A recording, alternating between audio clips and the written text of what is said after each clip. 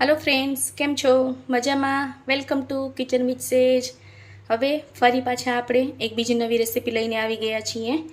એ બનશે આ રીંગણા જોઈને તમને એમ લાગશે કે હું રીંગણાનું શાક બનાવું છું, પણ હા, સબ્જી તો બનશે, પણ કઈ? રીંગણાનો ઓળો।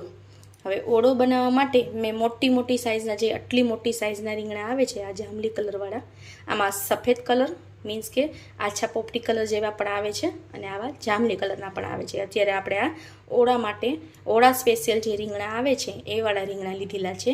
એને મેં નાની નાની સાઇઝના આ રીતે પાણીમાં ડૂબાડૂબ રહીએ, જેથી કરીને કાળા ના પડે એ રીતે એને મેં નાની નાની સાઇઝના આવા કટ કરી લીધા છે।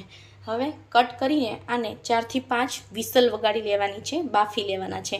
આની ઉપરની છાલ કાઢવાની જરૂર નથી, છાલવાળા જ તે રીંગણાનો ઓળો કરશું તો પણ મસ્ત બનશે, સરસ જ બનશે।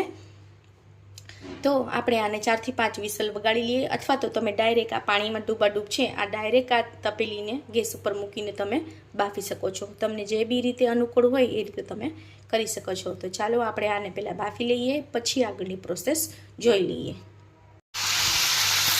આ રીતે એક પેન લઈને રીંગણાના ઓળાને વઘારવાની પ્રોસેસ બતાવું છું।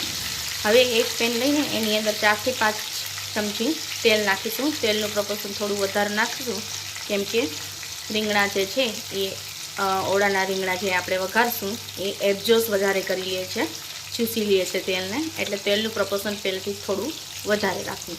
હવે 3 નંગ ટામેટાં, 3 નંગ લીલા મરચાં અને 3 નંગ મેં રીંગણ લીધેલા હતા। આ રીતે ટમેટાં અને મરચાંને બેઉને વઘારી દેવા। જો આ જૈન બનાવું છું, જો તમારે અનિયન ગાર્લિક નોન જૈન બનાવવું હોય તો અત્યારે ટામેટાં અને મરચાં વઘારતા પહેલાં અનિયન અને ગાર્લિક એવું પહેલાં વઘારવું, થોડું સોતે થઈ જાય પછી ટામેટાં અને લીલા મરચાં અને આદુને ખમણીને નાખવું, અથવા તો આદુ મરચાંની પેસ્ટ નાખવી। અત્યારે આને વ્યવસ્થિત રીતે ચડવા દઈશું। પહેલાં થોડું અમથું ચડી જાય પછી મસાલા કરીશું। થોડુંક ચડે એટલે તમને બતાવું છું મસાલા ક્યાં ક્યાં એડ કરવાના છે। થોડા આમથા ગળી ગયા છે આપણા ટામેટાં આ રીતે। હવે મસાલા એડ કરીશું। સ્વાદ અનુસાર મીઠું નાખીશું, સોલ્ટ, પિંચ હળદર નાખીશું અને સ્વાદ અનુસાર લીલા મરચાં નાખેલા છે એટલે લાલ મરચાંનું પ્રપોર્શન થોડું ઓછું નાખવું। રીંગણ પૂરતા જ લાલ મરચાં નાખો। મસાલાનું લાલ મરચું નાખવું। હવે આ ઓલમોસ્ટ ચડી જવા આવ્યા છે। રીંગણ આ રીતે ગળી ગયા હોય 4 થી 5 વિસલ વગાડી, અથવા તો મેં કીધું કે જે પેલી પેનમાં કે તપેલીમાં કોઈ પણમાં પાણી મૂકીને આ રીતે જુઓ એકદમ ચડી ગયા છે આપણા રીંગણ।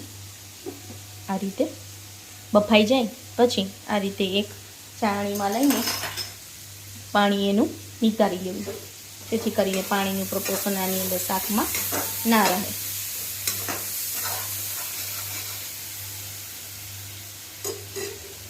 હવે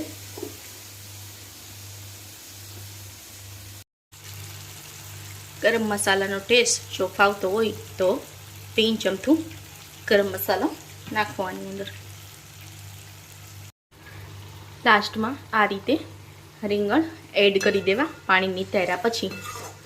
હવે એકદમ એને આવી રીતે મેસરથી અથવા તો આવી રીતે ધીમે ધીમે કરીને મેશ કરી નાખવાના છે।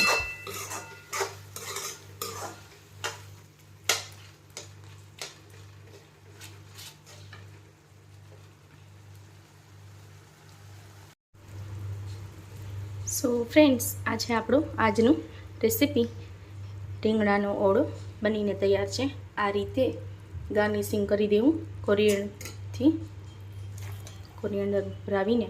આ રીતે જો ચમચો લગાડીને બતાડું છું કે આ રીતે આમાં જરા કોક રીંગણ મેશ નથી કર્યા, જસ્ટ બીકોઝ કે એકદમ મેસીવાળું રીંગણનો ઓળો ખાવા કરતાં આવો રીંગણનો ઓળો ખાવામાં મજા આવશે। So friends, thank you for watching. Like, share અને સબસ્ક્રાઈબ કરવાનું ભૂલતા નહીં. કમેન્ટ બોક્સમાં કમેન્ટ કરીને જરૂરથી જણાવજો મારી આજની રેસીપી તમને કેવી લાગી. Thank you for watching. Thank you friends.